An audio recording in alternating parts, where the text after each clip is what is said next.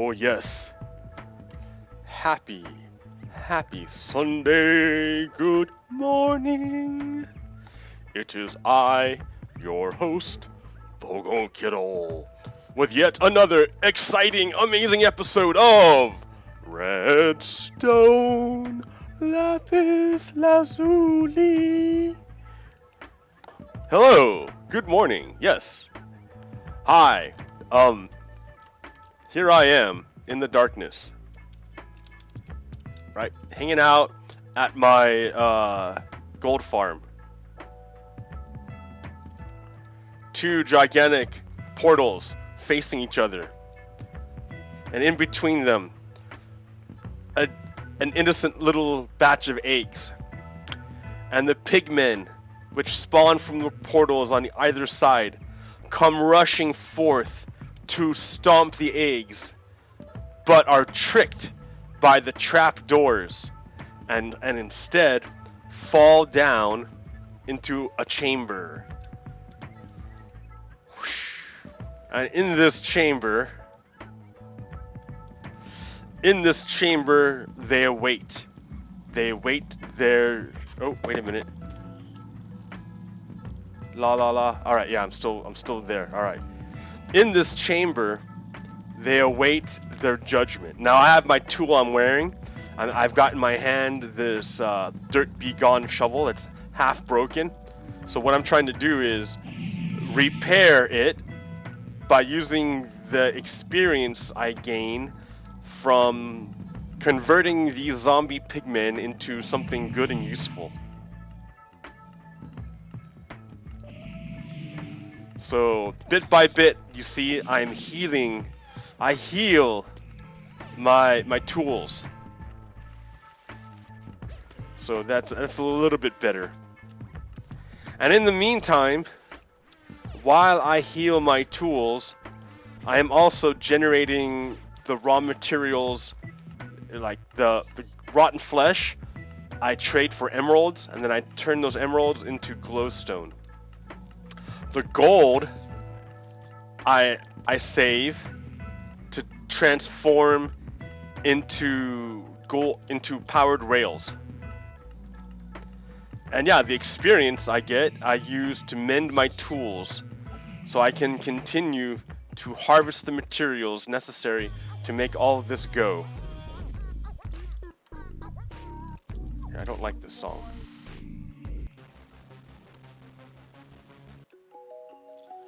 Okay. So yeah, that's what I've been doing. Here, I'm gonna suit up real quick. I'm gonna head back to my base. I've got stuff to show you as I play my game of Minecraft.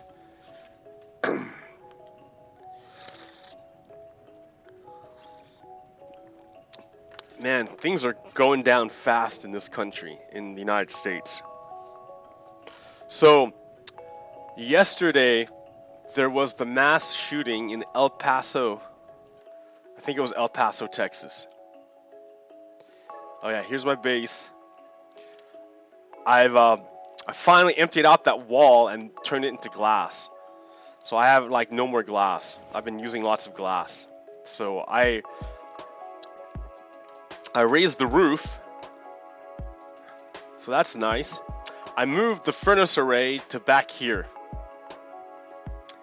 And right now it's working on converting sand into glass. That's what it's doing. I need to get more sand to make more glass. Why? Well, because I used a lot of materials up. Believe it or not, I used a lot of materials. Let me show you. Oh, look it. See? Where the furnace array used to be is now an elevator. Oh, hey. Unity Grand Station. Let's see. Check this out. Oh, wonderful. Check that out. It's a train station. Well, almost. It's not quite finished, right? I mean, here's world spawn. When you spawn into the world, when you first come into my world, here's where you end up. So you're going to end up at the train station. Now, this train station doesn't really go anywhere yet. Because what I need to do first is make the train station. So if you get in the get in the train station. Dope. What you're gonna find is it goes nowhere. But that's okay. Let me show you this train station. This design, this front design is by Freelioth. He made this front design. You come in, and all this redstone works. Believe it or not, it does. It works. And you hit this thing, and that triggers the pistons. Now, each of these droppers has a piece of coal in it. So if you select one of the, like that one, you've shot the piece of coal into this dropper, see? Now that piece of coal now powers this comparator. This comparator compares this one to this signal and says, oh look, this signal is stronger. I'm going to turn on.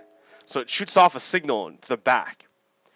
That signal turns off this redstone torch, which turns on this redstone torch, which powers these two repeaters, which powers this redstone lamp.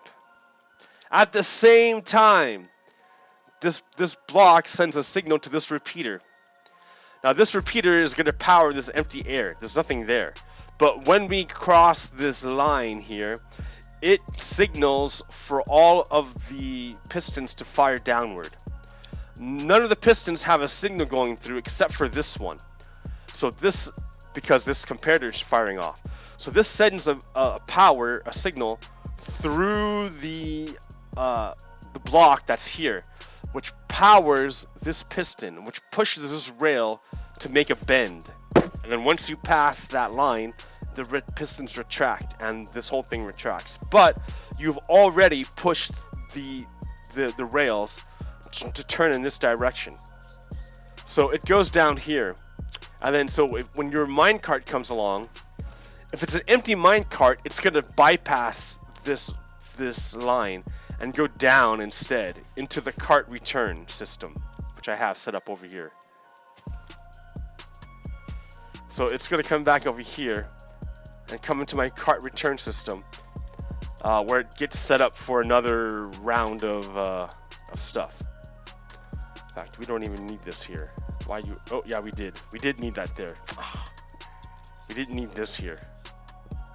I gotta go fix that real quick.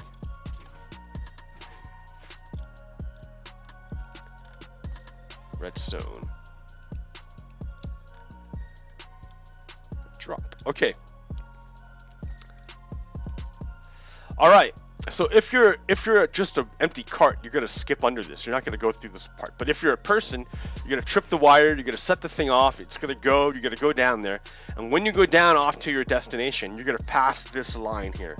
This detector rail sends a signal up this redstone cascade back up there to these double pistons, which shoot off and will reset the system. At the same time, it's gonna fire a signal off back this way to over here, and then reset all these lights to reset the system, both sides, the front and the back. So here's what it looks like. Yay! I'm gonna go.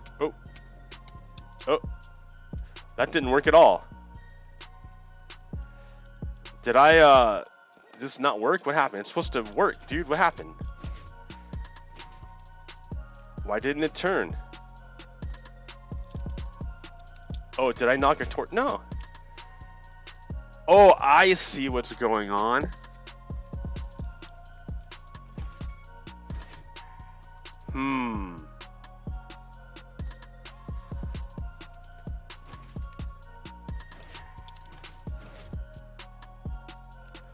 So that's powered. I get it. This is like the worst one to pick. That breaks my system.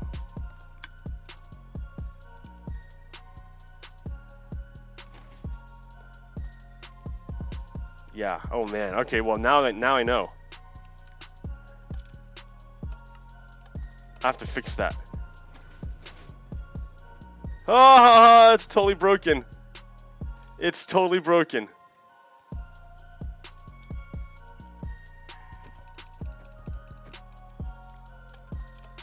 Alright, here, let me fix this real quick by resetting the whole thing. Look at that. Oh, that nonsense. Alright.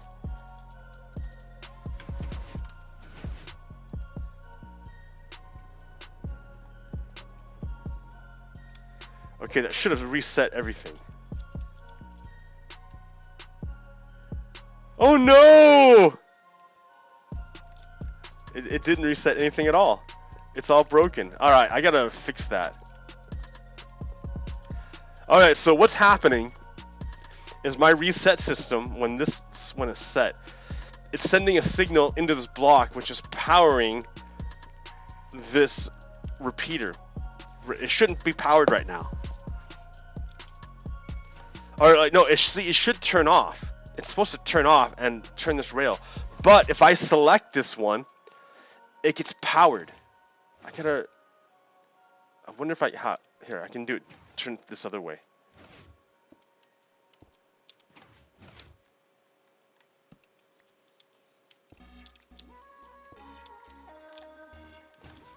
Do I have enough redstone?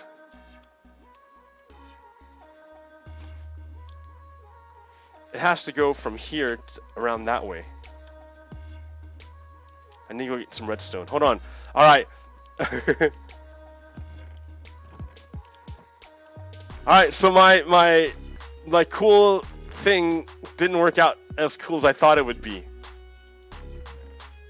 Let me see if I can. I'm gonna just fix this real quick. Sorry, guys. I was supposed to show off my great train station, and instead I have to fix the broken part. So it goes like that, like that, like that. No, that's not going to work. It has to go this way, huh? Let's see. How can I do that?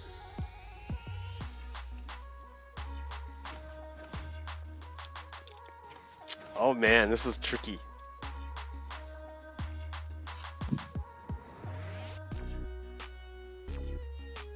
Because it's going to get powered, man. It's going to get powered that way. But it needs to come in. I wonder if I can go down underneath it.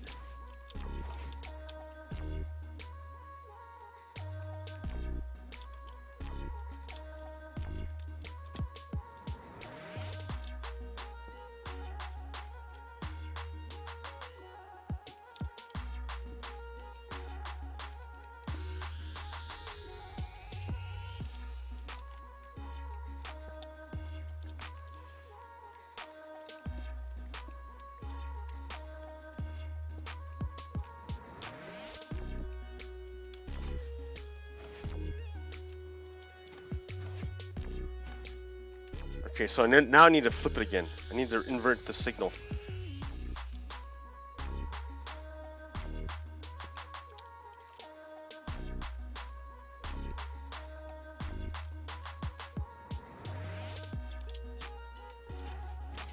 There it is. I think that does it. So if I select this one, it's not going to break.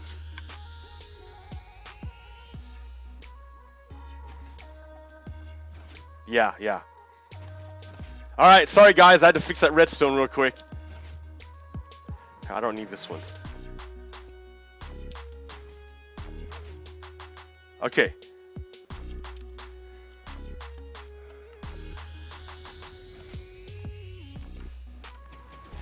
There, see? See? Look at a little bit of redstone, that's all. I just had to fix the redstone, and it all works fine. It all works fine. Oh, it didn't reset. Why didn't you reset, guy?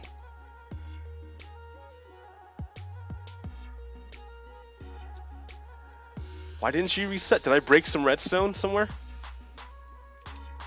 Oh, right there. Okay, yeah, that's why. I pinched off the wire, you see? By having that block there, I pinched this off, and this is the reset line. So, here, I'll make a redstone torch real quick. Do just a real quick reset. That resets everything.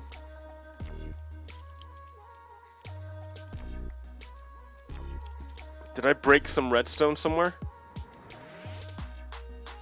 Oh man.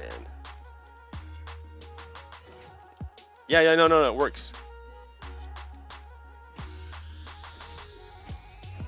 Okay, here. Let's try this again.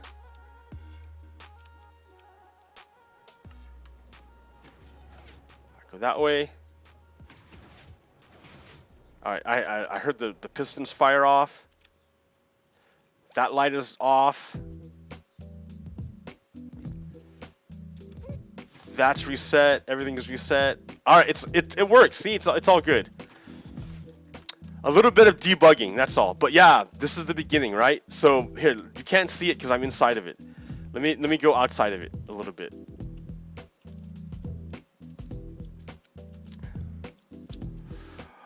Okay.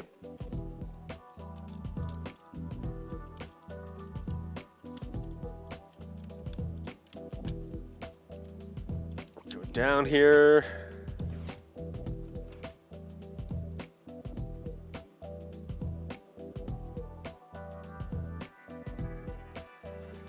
There it is. From that's like the raw like naked self, right? That's all of it naked. Because that's all the parts that you need to make the station work. Now what I need to do is put a shell around it. My idea for the shell is I wanted to keep it open so you can see the swamp and see all the view. So to do that, I need lots of glass. But to make glass, you need sand. I live in a swamp. There's no sand here. So I found a place to get sand, but it's nowhere near me. I have to go in the nether and go far away. So that's what I was doing. I was going to my nether fortress.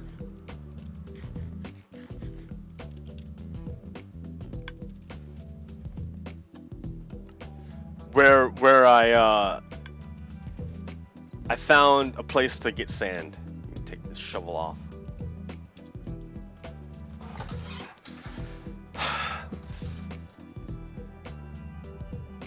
Oh boy. So there's a whole bunch of stuff going down. I hope you know. We had a mass shooting in El Paso, Texas. I went to sleep hearing about that. I woke up this morning and I found out there was another mass shooting in Ohio at a Walmart. So this keeps happening. And I think what's ironic is that this is episode 2 of season 3. Well, episode 1 of season 1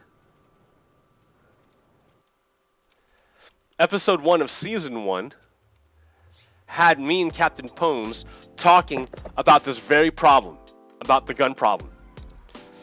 Like a year ago. I'm gonna sleep real quick.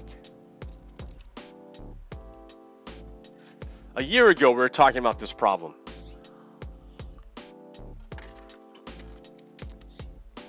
And like, I don't know what mass shooting at that time prompted us to discuss it, but here we are again.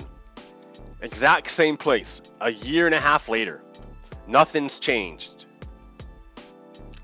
Why? I mean, did you think something was gonna like happen magically, that like things, you know, that it wouldn't impact us anymore? This is my quarry, my sand quarry. I've just been like eating the sand here until I hit sandstone, and then I can't dig anymore. But yeah, this is what I've been doing. So here we have this massive problem. We keep having these mass shootings. And Americans, because they don't ever leave the country, they just think, well, that's just every day. That's just the way it is. And they don't realize that, no, this only happens in the United States or other third world countries. It doesn't happen in any other place except for our country. Why? And so we got to think, well, why does it only happen here? And, well, I can show you a whole bunch of graphs. It's not like we don't know what's wrong. Of course we know what the problem is. Like, we've studied this problem, this issue, like social scientists have been studying this for decades. Like, it's not like this problem just cropped up out of nowhere. Like, oh geez guys, this happened out of nowhere. No, this has been ongoing, and yet nothing is done to address it.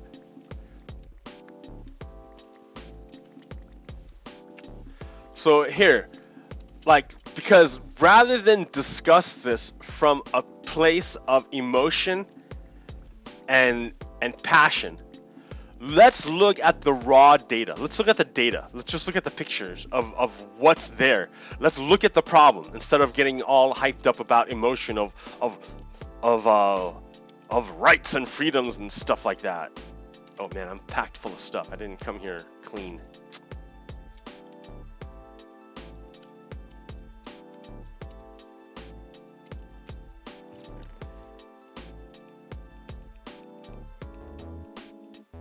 Oh man.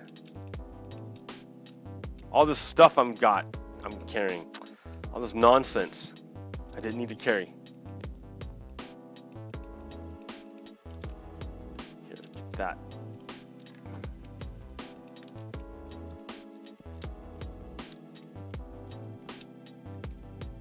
Why not? Hey, here we go for the gusto here.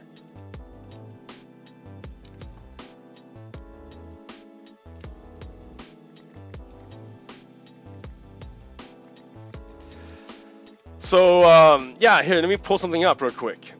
Wrong one. Okay, can you not see that? That's probably kind of hard to see. Let me go to the next one. Let me see, page down. It's harder. All right, look at this image here, right? It shows you homicides by firearm per 1 million people.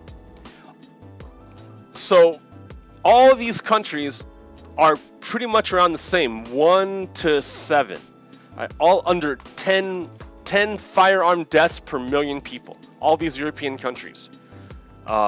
Sweden, Denmark, Norway, Ireland, Luxembourg, Belgium, Switzerland, New Zealand, Australia. Like, they're all under 10 per 1 million.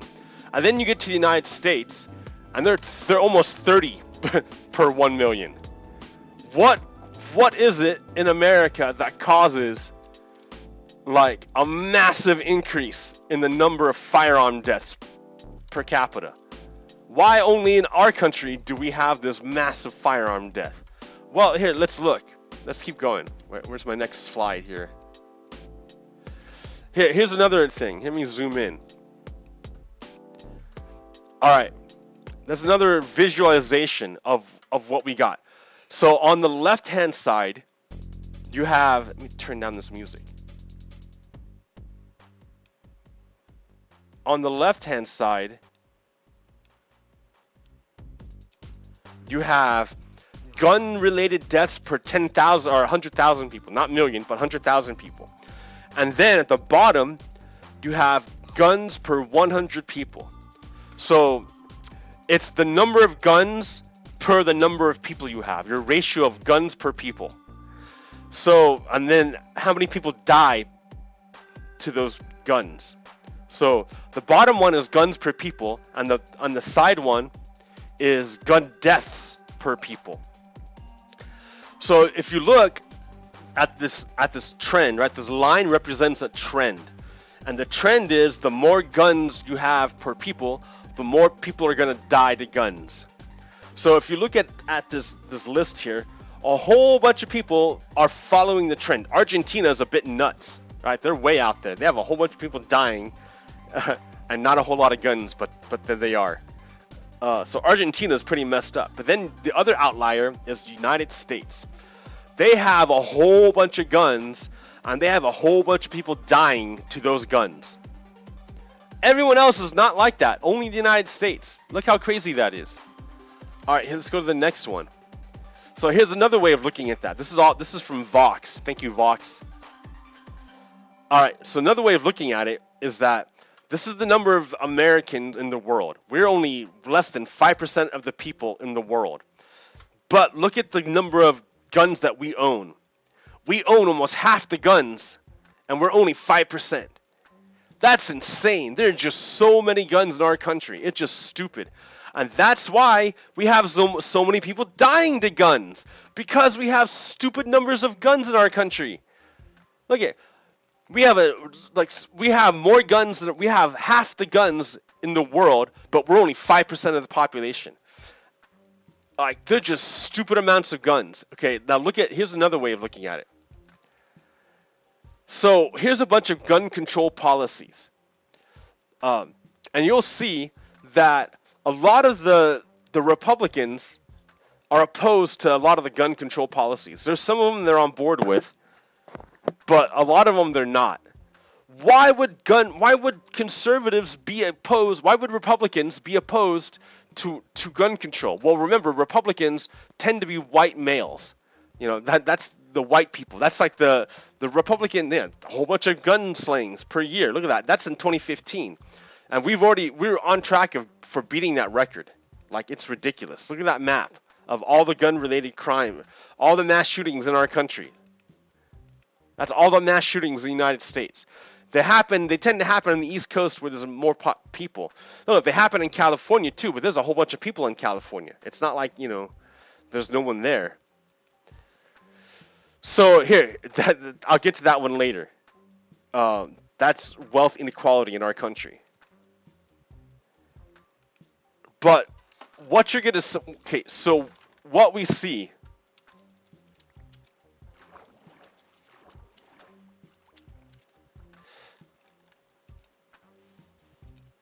What we see here is that there's a whole bunch of guns in our country. And a whole bunch of dead people because of these guns. Now, again, like I said before, the problem looks different depending on your race. It's a quote race. For white Americans, gun deaths are primarily suicide. Like, I think 70% of gun deaths for white people are suicide. Now, and 30% are homicide, like violence. Now, when you look at black Americans, that number flips. The 70% of black deaths is related to violence, and only 30% is related to suicides. So I think one of the problems that Americans have when talking about gun violence is that gun deaths is that the problem looks different depending on who you're talking to. Now, every time I've talked to a conservative pro-gun person, they've always brought up the fact that, oh look, it's the majority of gun deaths are from suicides. And that's because the majority of people in America are white. So if the majority of gun deaths of white people are suicides, then yeah, the majority of gun deaths in this country are gonna be suicides, because the white people are the majority of people. But it doesn't mean that reduces the horror of homicides for minorities. Just because the majority of people died of suicide doesn't make that true for everybody. All right, if you're a minority, the majority of your gun deaths are homicide, the horror of homicide, the very thing that white conservatives don't want you to look at. They try to hide it by saying, "Oh, that's just suicides. It's just suicides." Well, suicides, like, Dad, you can't hide. It's no use hiding gun violence by saying, "Oh, it's just suicides," because we still have mass shootings, and these mass shootings are all done by white supremacists. And it's funny because, remember, Christopher Wray, director of the FBI, testified recently, like last week, and said, "Yep, the FBI is looking at these increase in arrests for white supremacists." And then so Ted Cruz is from Texas. So what does Ted Cruz say? "Oh, so Christopher Wray, you're telling me the majority of violence and the warning that you see is coming from white supremacists. Christopher Wray, if you're telling me the majority of violence is coming from white supremacists, then Christopher Wray, Ted Cruz, senator from Texas, want you to take resources away from studying white supremacists and put them put your limited resources into studying the enemies of white supremacists.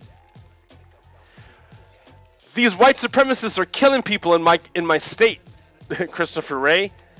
I want you to take away resources from studying these white supremacists, and I want you to put them into studying save and quit single player, that one. And I want you to put them into looking at the enemies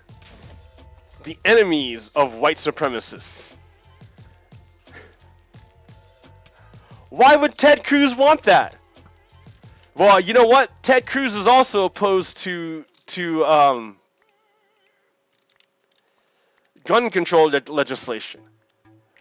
So Ted Cruz wants the FBI to stop looking at white supremacists. He wants Ted Cruz wants to stop looking at gun violence, and he wants to look at the enemies of white supremacists. What kind of person would think like that? Oh, we have a problem of gun violence from white supremacists. I want to spend resources looking at the enemies of white supremacists and stop looking at white supremacists. That kind of thinking makes me think that, well, maybe you're a white supremacist too. And maybe there's a connection between white supremacy and pro-Second Amendment and gun violence.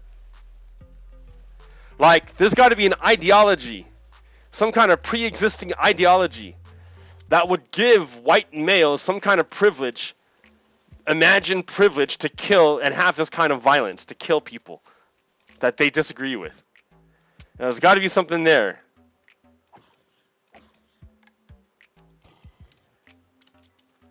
And Ted Cruz is promoting it. And Donald Trump is promoting this white supremacy ideology.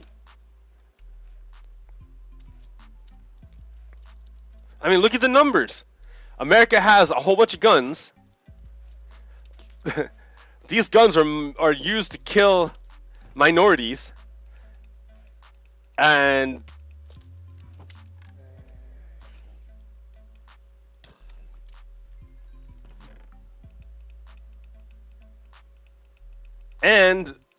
the powers that be protect white supremacists. They're protecting white supremacists. They're trying to tell the FBI to look the other way. All right. There's no other way to look at this other than to conclude the Republican Party is the party of white supremacy.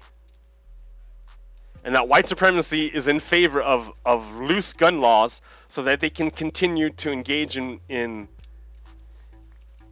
mass killings. There's no other way to conclude. Right? Not only do these white supremacists want these loose gun laws, but they also want to lock up minorities in concentration camps. It's the same force. You see what I mean? That's what I've been saying this whole time, is that the Republican Party represents white supremacy, represents the Confederacy. It's the same idea, the same power structure, the same energy, if you want to get like that. Like it's the same thing. That's what we're fighting. This is fascism. White supremacy, the Confederacy, is just fascism by another name.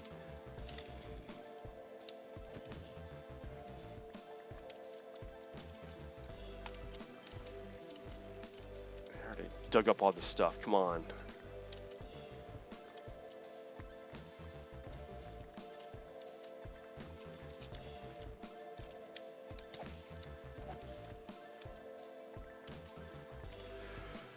All right, so we've already seen the pictures, right? We've seen the data. It's clear. It's pretty clear. No escaping it. Oh, I'm gonna die. Why am I dying? Oh crap! I'm dying. Here, I have to eat. That's why I'm not eating.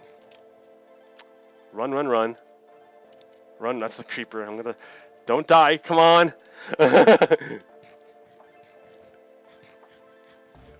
Man, look at that. That's just nuts. Look at all this out there. Ha ha ha. Die, zombies. Die, zombies! Make me pick up your crap. Look at this nonsense. I don't want this stuff. I need the room. More zombies, dude. Come on.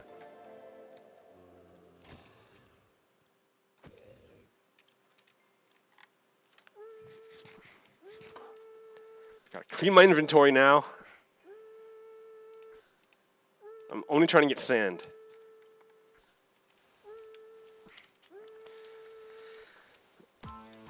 So so you gotta be. It should be pretty clear to anyone paying attention that we have a domestic terrorist movement, domestic terrorists. Right? This is the insurgent army I was telling you about that Donald Trump is cultivating.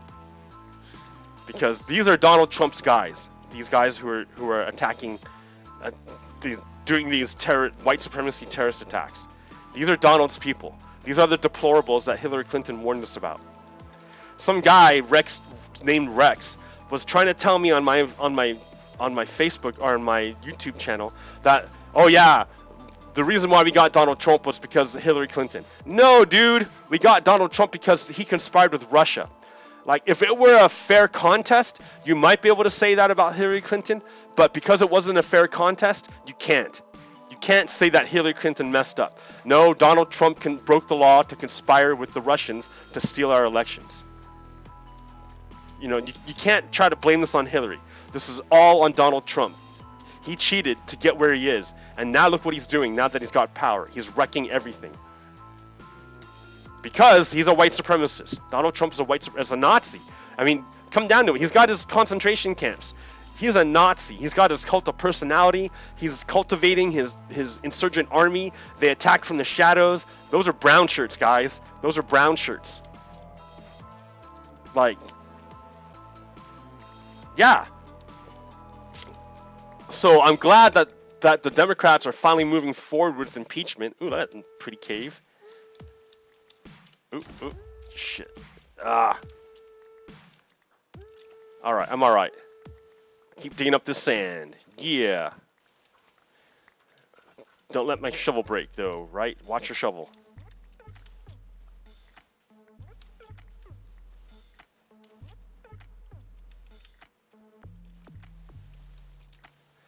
So if I had a desert near my house, I'd be doing this there, but I don't. It takes a long time to get all this sand for glass. Oh, my shovel's about to break. So I will clean up here.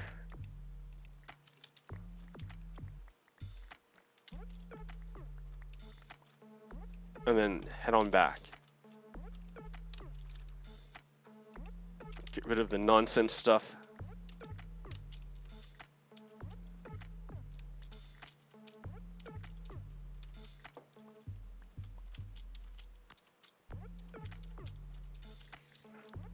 Sunrise.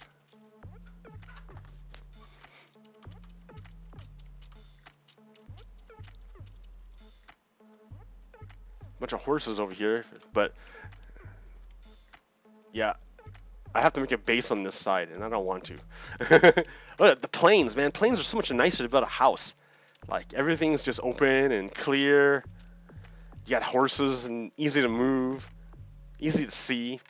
I live in the forest, in the swamp, and it makes things rough. Alright. I'm gonna dump stuff out here and go back home. I don't need that. Cactus.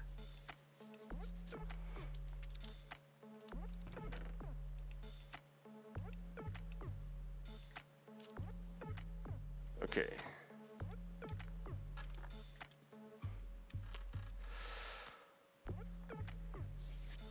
So yeah, we got like a white supremacy movement here. So, okay, and you have to remember, white supremacists are fascists, right? So what do fascists want to do? They want to concentrate power. Now, if you look at all these Western societies, you're going to notice something, that there's a trend that the more wealth inequality in a society, the more social problems you're going to have. That's just the way it is. So if you're interested in a healthy society, you want to ameliorate the effects of wealth inequality. You want to lessen wealth inequality. You want to make the middle nice and fat, and you want less people at the ends. And you want those people at the ends to be less far apart. You want the rich to be less rich and the poor to be less poor. You want to shove more people in the middle. That's the goal if you want a nice, healthy society.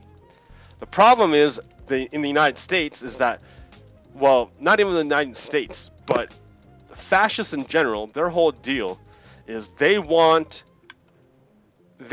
to concentrate wealth. Their policies end up concentrating wealth. And when you concentrate wealth, you create social problems. I mean, because the wealth is never spread out equally. It's concentrated. And so you take away from some people to give to other people. Well, and mainly you take away from the great many people, the masses, and you give it to the very few rich at the top. So we're making glass. Making glass, you see.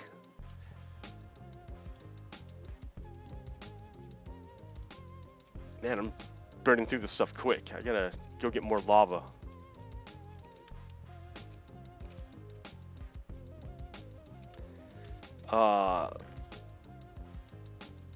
The problem is I think I used up all my lava.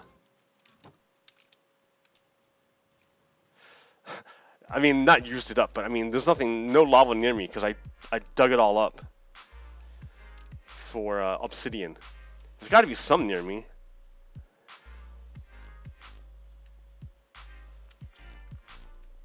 Come on, I need lava.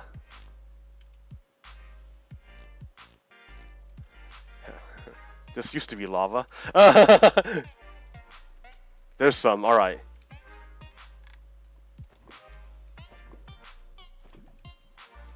Okay, don't carry that around.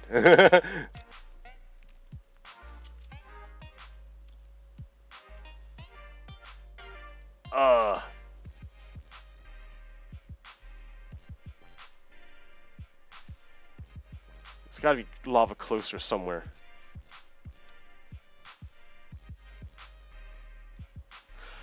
Why do you get in buckets of lava, Roberto? PoGokeRo? Because lava cooks things.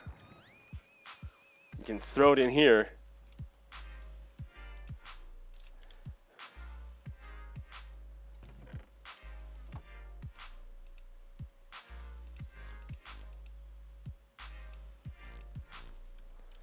We'll hopefully cook everything.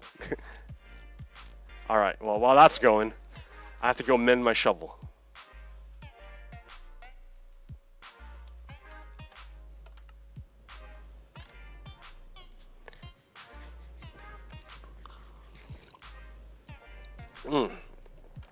So let me put that on screen real quick.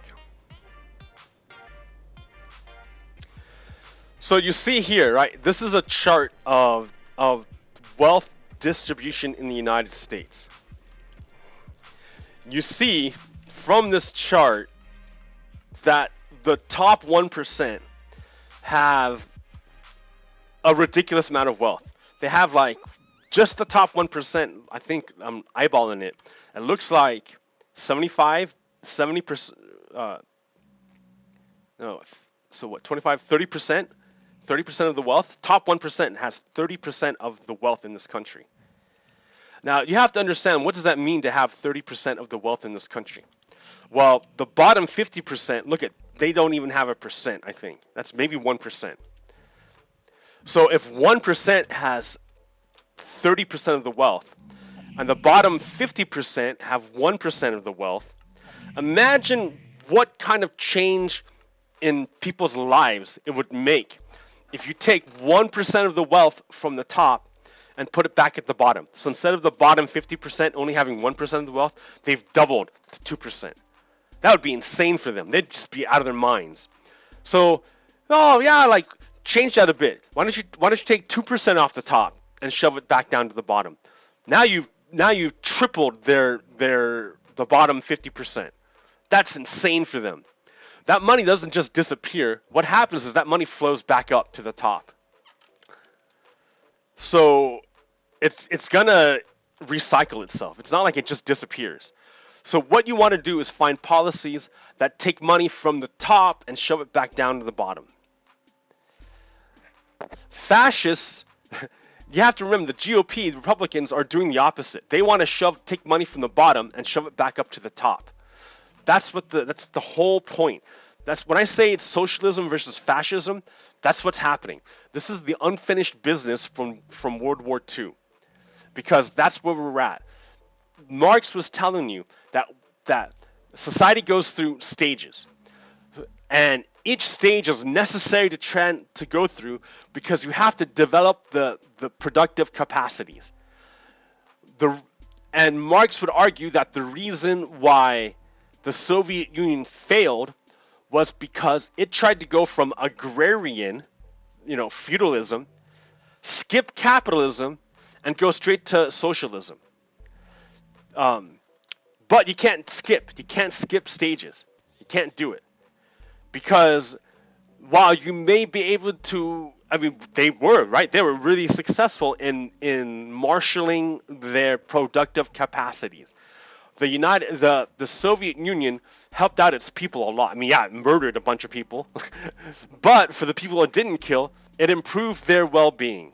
However, they lacked the consciousness to accompany the change in productive capacity. So that wealth was being captured and misappropriated by the elites who controlled everything. So they still had bosses. They just didn't call themselves capitalists, even though there was pretty much the same thing. Like, it was authoritarian. You cannot have socialism with authoritarianism. It doesn't work. Like, because that will invariably, because you don't develop the human. If you don't develop the individual, then you can't have the right consciousness. You need democracy and freedom to sufficiently develop the individual consciousness. By trying to skip and giving the power to a benevolent dictator, the individual doesn't ever develop the individual insight and capacity to think for themselves, the critical thought necessary for self-governance. And that is the linchpin for everything. As above, so below. You cannot expect a state to govern justly if the individual humans cannot govern themselves justly. You can't do it, because those individuals who are unable to govern themselves will tolerate a state that is unable to govern because they don't know any better. You need to develop the capacity to think for yourself. And the only way you do that is through democracy, through having a strong society. And that's what education is for. That's why education is paramount. To have a democracy, you need to have education. And to have education, you need to invest in it. And education is more than just sending your kids to school. It's a whole social project. And the whole idea, remember, of education is to make a better human being. So normally at this stage, I would be off, I'd leave this by myself. I'd go off, do some chores. Like, I have to wash dishes from cooking breakfast this morning. And probably throw in a load of laundry. But yeah, then I'd come back and I'd try, I'd bash my pickaxe bit by bit. I need to make a bed here so I could sleep, because I don't want to go outside and get attacked by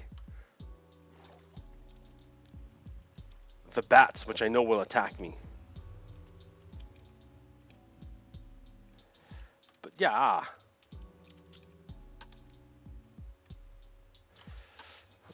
So yeah, education is key. Education is key. So we had to go through feudalism to get to capitalism. We had to go through capitalism to get to socialism, because capitalism allowed us to develop our productive capacity. Look at us now. The United States is the richest, wealthiest nation in the entire world. But yet, we've concentrated all this wealth at the top so that Jeff Bezos can have a super, like, he basically has a mini luxury cruiser. Have you seen this yacht that stopped in Turkey? It's like a mini cruise ship. It's stupid how opulent it is. It's so it's like so dumb how much money we're spending, how much money is wasted. Like, the cost of that yacht could have paid for Flint to get all brand new pipes, all brand new infrastructure for one yacht for Jeff Bezos. It's so dumb how we misappropriate our funds as a nation. But that's because the rich control everything. The oligarchs control everything. So you have to look at it like kind of like angel. Like, okay, have you seen the Neon Evangelicon or whatever? Like, the Avas are our government. If we control it, then we can do battle with these transnational corporations who are bigger than nation states. They're so big that they don't live in any one state. They float around the world, and they'll manifest in whatever state is most conducive to their business. But they don't really care. They live in banks, and the banks themselves are not tied to any one country. So these things, these entities, transnational corporations, are bigger than nation states. That's what I'm trying to tell you. They become more powerful than nations. So they're their own nation. So the only thing you could use to fight them are other nation states. You can't really fight them with as an individual. They're on another level. You gotta go on their level. And to get on their level, you have to make a machine like them, and that is government. And when you control government, when the people control government, that's when it means, that's when then you can have effective control, right? Because the difference is socialism wants to control government or capitalism, and socialism looks at capitalism like fire, and says fire needs to be regulated so it doesn't burn everything down. So that's what socialism wants to do. Fascism, on the other hand, wants to set capitalism free. It wants to let capitalism burn whatever it wants. So that's, again, another way why socialism and fascism cannot coexist. They want two different things from socialism, or from capitalism. One wants to control it for the betterment of everyone, and the other one wants to set it free to burn everything for the betterments of the elites only.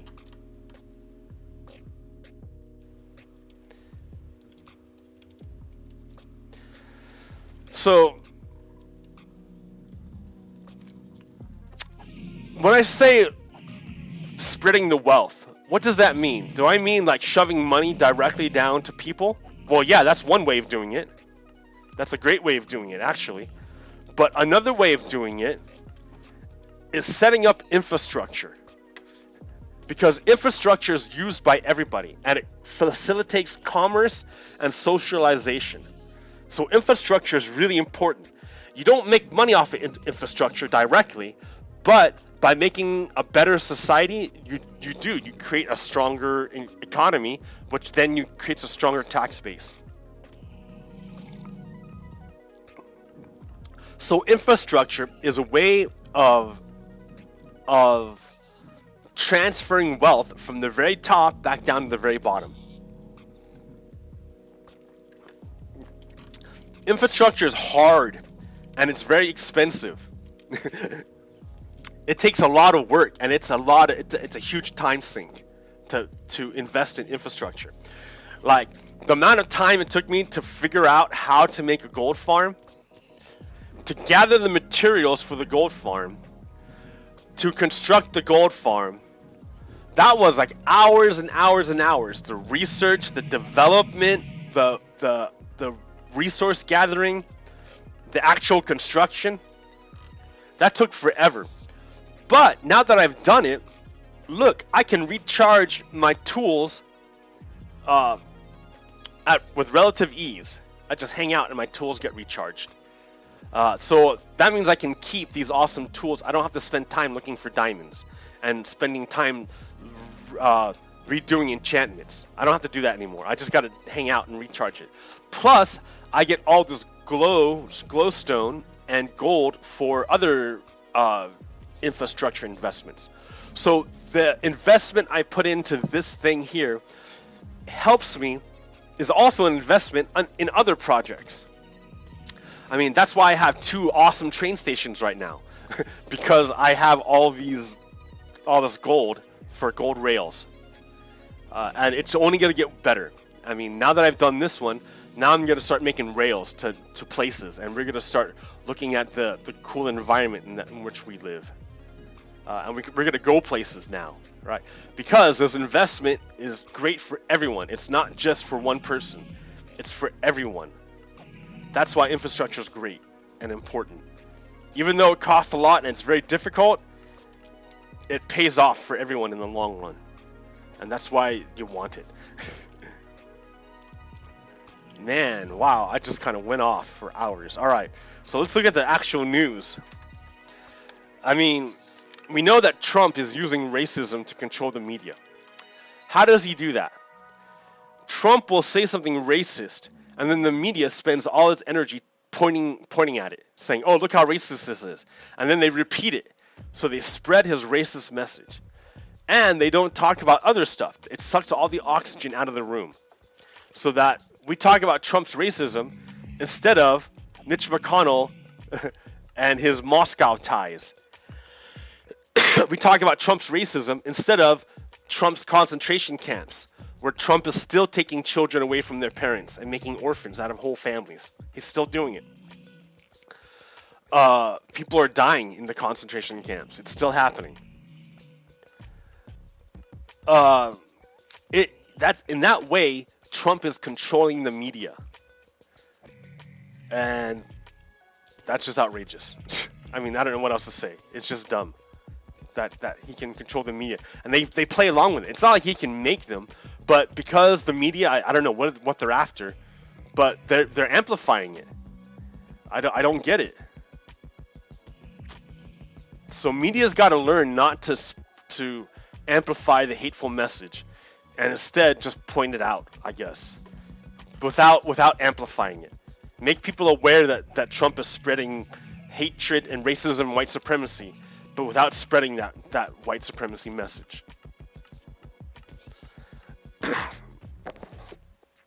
The thing that worries me is that, okay, so that the United States military just dumped a bunch of money into a corporation. I think Boeing, I forget which one of its military industrial complex corporations, but it dumped billions and billions and billions and billions of dollars into this corporation to make a plane called the F-35. This plane was really hard to develop, but now that they've developed it, it's got all the best toys, bells and whistles, and all the latest technology of the United States. This plane makes it so that the plane is number one, standardized, so that we can repair it much easier. It's the same parts wherever you go. And number two, because of its awesome toys, it can fight its enemies before the enemies can see it. And that's like the main strength of this plane. It's not that it's a great dogfighter, which means you have to get up close. It means this plane can kill you before you can see it. It fights beyond visual range. It uses its toys to see you before you see him. And then it shoots its guns, its missiles, that come from before you can't even see where it's coming from. You get killed before you even know it. That's the whole point. It's these toys that let this plane be so awesome. The Russians really want to know how this plane works, because the Russians can't hope to make a plane like it, but they can try to find ways to kill the plane from the ground. If they can figure out how this bells and whistles and neat tricks work, they can try to find ways to break it so that the benefit of the plane are worthless. To that end, they would really like to get their hands on this plane. But of course, the United States isn't going to let them do it. But the U.S. needs to make money. So the way they do it is they sell this plane to other countries in NATO. Now Turkey is in NATO, so Turkey wants to get their hands on this plane because this plane is awesome. And you can project power really easily with this plane. The problem is Turkey is not necessarily a trusting partner. Turkey is also friends with Russia, with Putin. And Putin makes anti-aircraft weapons, surface-to-air missiles. And they have a weapon called the S-400. This plane's really good at knocking planes out of the sky. So even though United States will spend all this money on these great planes, they're no good if you can't use them and they get shot down from the ground. So Russia, the way America makes money is it sells planes. The way Russia makes money is it sells anti-planes. It sells surface-to-air missiles, anti-aircraft weapons. So Russia wants to know how our plane works, so it can make missiles to knock out our plane and sell their missiles. So the deal that United States has is that we won't sell you weapons, we won't sell you these planes if you mess around with the Russians. Well, Turkey messed around with the Russians. And now the U.S. is like, well, then we're not going to sell you our plane. If you're going to mess around with the Russians, we're not going to sell you our plane. Trump is trying to find a way around this. He wants to sell Turkey our plane, our brand new plane, our super secret plane, even though they're messing around with the Russians. Because Trump wants to give something to Putin. Trump is beholden to Putin. And we know this because Trump called Putin on Wednesday. But the United States didn't know about it till Thursday, when the Russian media told everybody. Oh, hey everyone, Trump called Putin on Wednesday, ha ha ha. Yeah, he didn't tell us. We weren't supposed to know. So we found out from the Russians. Trump wouldn't tell the people. We had to find out from the Russians. And it turns out that Trump offered to help the Russians with their fire in Siberia. That's weird, because Trump refused to help California with their fires. That's right. Trump refused to help Americans. And instead, Trump used those resources to help Russians, to help Putin. Man, I don't know how much more evidence you need to show that Trump is a foreign agent.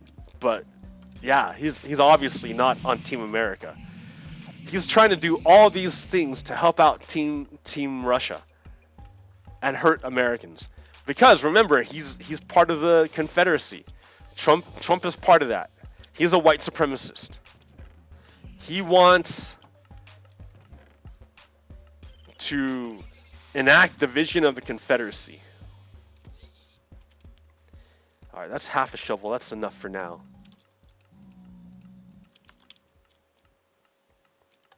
I'll come back.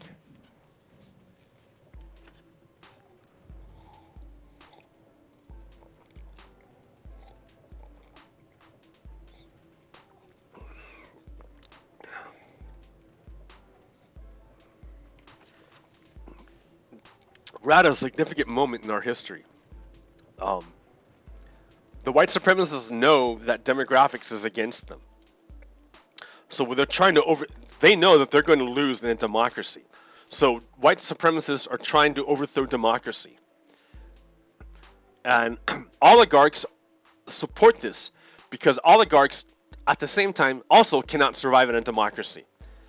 Oligarchs, I mean, they'll still be wealthy people in a democracy, but they won't have as much power. And that's what they want, is the power.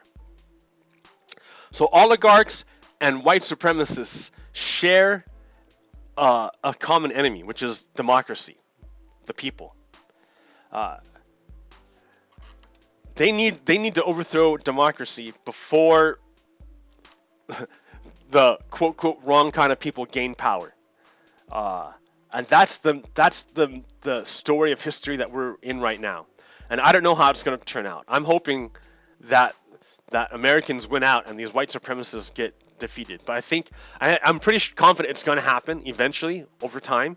But the question is, how much will they hurt us in the meantime? How much damage will the white supremacists do? How much damage will we let them do? Because what we need is a gun ban, a federal gun ban. We need legislation to stop this stuff. And as long as the Republicans control the government, they're not going to let this happen. Government is our Ava, is our robot, our massive mecha to enact social change. We need to seize control of this thing. And the way we seize control is by voting in candidates that will help us out. It's messy. It's not clear cut. It's not super easy because of the way the U.S. system is made. But I think we can do it, guys. I think we need to do it. We have to do it because climate change is going to wreck us, and we need to. But climate change won't have a chance to wreck us if these white supremacists hold on to power. We need to get rid of them. They are a cancer in our society. We need to eradicate them non-violently. So, all right, America. I've talked for for an hour. I've showed you my awesome rail station. It'll be better later, and it'll actually go somewhere too. I'm looking for co-hosts and for people who want to join me. And but yeah, this station is pretty cool. I'm using Silder's enhanced default. I like it. It looks pretty neat. It doesn't kill my frame rate, and it makes things nice with shadows. Okay, America. I will. Send me questions. Send me things you want me to talk about, and I will discuss it. But until next time, peace. PoGokeRo out. Stop.